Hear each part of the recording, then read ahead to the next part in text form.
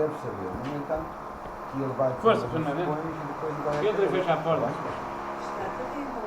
Está mal, está mal. Vai, supões e calheiros.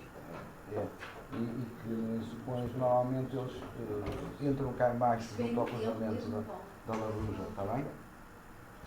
Mas também se isto tivesse sido atrás também era pelo menos a gente sempre Aquilo que eles entram ali, porque aquilo que é a cena da escola é logo por cima, não é?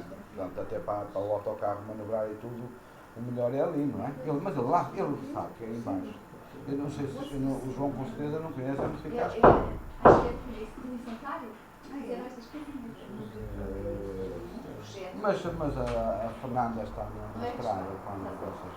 Ou então até podia fazer uma coisa. Era quando eles se e davas uma picadela à semana que aquilo que o autocarro vai fazer. É o que assim ela já desce para a estrada e eles depois já vêm. Está bem? Pronto. Tchau, bom dia.